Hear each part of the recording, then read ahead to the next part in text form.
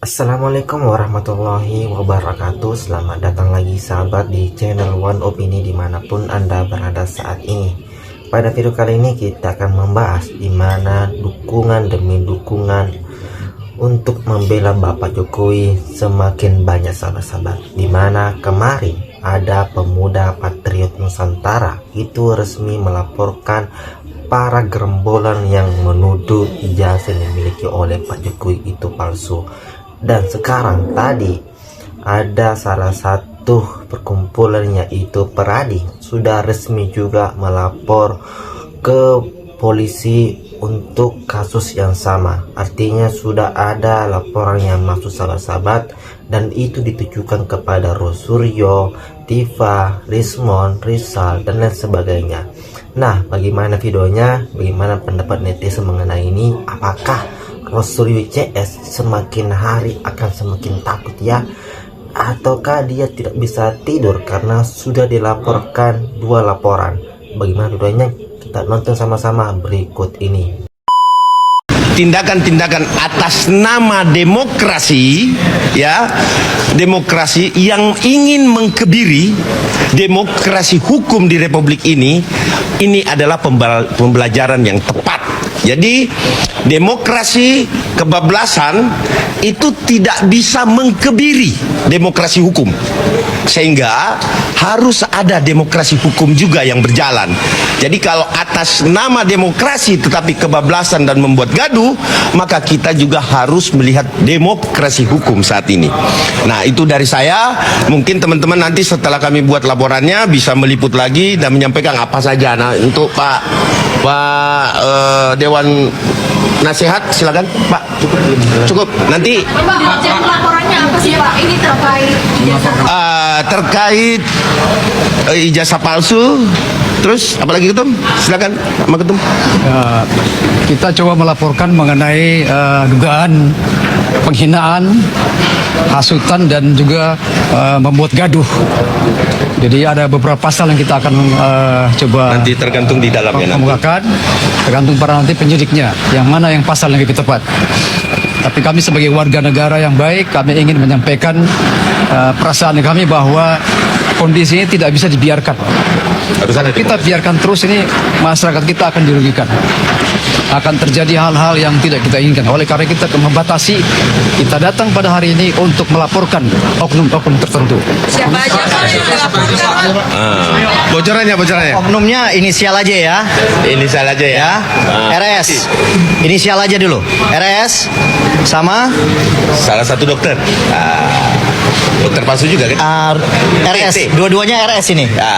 Dua-duanya RS. RS 2 Ya. Dua. T. Kemudian sama dokter T. Dokter T. Ya. Berarti total Ya. ada 3. Ada 3 orang. 3. Barang bukti jangan dulu kita buka ya, nanti merusak pemeriksaan. Ya kan, ini kan harus dikonsulkan dulu. Alat Nanti bukti ini tanya. apakah memadai atau belum kan nanti biarkan penyidik yang menentukan. Tapi yang jelas inilah dia. Ya, inilah dia. Sebagian ya, ini masih potongan yang kita kumpulkan, yang barangkali nanti kita sajikan dulu ke penyelidik ya. Sebelum masuk penyidikan kan penyelidik dulu. Kita akan konsulkan kepada penyelidik agar penyelidik menentukan sikap terhadap barang bukti yang kami bawa ini. Ya, sementara gitu dulu saya rasa ya. Ya, nanti habis pemeriksaan kita wawancara lagi ya. Oke. gitu dulu ya. Maksudnya barang buktinya berupa video, dokumen atau Video. Sementara dokumen dan video. Video, foto dan dokumen. Iya. Sangat akurat, Iya. konkret kok, konkret ya. Gitu. Oke. Itu dulu ya. berarti Oke. ini terkait tudingan ijazah palsu. Iya, sekali. menuding tanpa dasar, itulah intinya. Itu intinya ya. Nanti setelah Saya kira saya sependapat dengan Bang Ridwan bahwa itu semua teruji-uji. Tapi dalam pengujian ini jangan terburu-buru kita menyatakan bahwa barang itu palsu, kita menghasut masyarakat, menyuruh mereka menyerbu orang yang tidak bersalah dan mengatakan bahwa ini barang palsu. Itu saya kira itu tindakan yang tidak benar, tidak tepat sebagai seorang ilmuwan. Harusnya bersabar, menantikan, kita sama-sama menantikan proses hukum yang berjalan. Jangan sampai kita cepat buru-buru dan akhirnya memfitnah bahwa orang ini menggunakan barang-barang yang palsu atau memalsukan atau ijazah yang palsu dan sebagainya.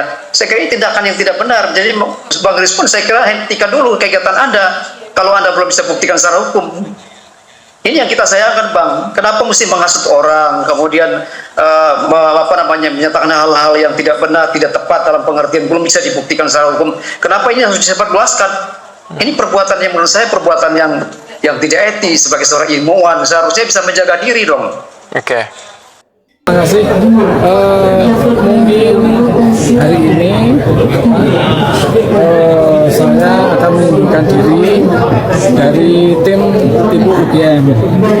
Ya, karena berseliwerannya di sosial media yang mana seolah-olah perkara ini akhirnya merembet ke saya, dan saya pengen berkonsentrasi juga untuk menangani perkara saya, sekaligus saya juga kepada teman-teman itu biar tidak terganggu juga. Kasihan juga ini berjuang tapi nanti tergoreng dengan isu saya, jadi apa yang diperjuangkan jadi nanti malah terganggu seperti itu. Jadi kedatangan saya di sidang pertama ini kaitannya karena pertanyaan dari rekan-rekan wartawan semua yang ke telepon saya, Pak, kira-kira berani nggak datang ke persidangan? Ya saya jawab, saya berani dan saya pasti akan datang. Cuma ini demi perjuangan teman-teman juga, saya baru menghadapi perkara hukum juga, ya saya akan fokus ke perkara saya dengan tim-tim PH saya juga. Itu. Selanjutnya bisa dijelaskan yang penetapan tersangka dari Polres itu bagaimana, Pak? Kalau itu sudah saya jawab berkali-kali ya. Saya kan sudah pakai PH. Biarkan nanti PH saya yang akan memberikan keterangan. Itu nanti Pak Bujandi aja, Pak Rinal Disin aja. Ya, semua. Hari ini saya akan. Kok mundur? Gak boleh mundur lah. Ternyata nyalinya segini doang. Panik ya? Ya pasti panik lah. Kelihatan kok ngomongnya kagak gugup, wajahnya kepanikan ya. Aduh. Gak boleh mundur. Lanjutkan terus sampai memakai rompi oranye ya.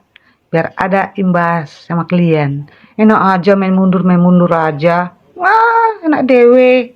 Gak bisa mundur, harus maju terus sampai kau memakai rompi orange. Enggak aci, emang enak. Makanya jangan mau terhasut-hasut sama itu. Kawan-kawan kau itu, orang itu hanya memburu si 16M. Tahu kau?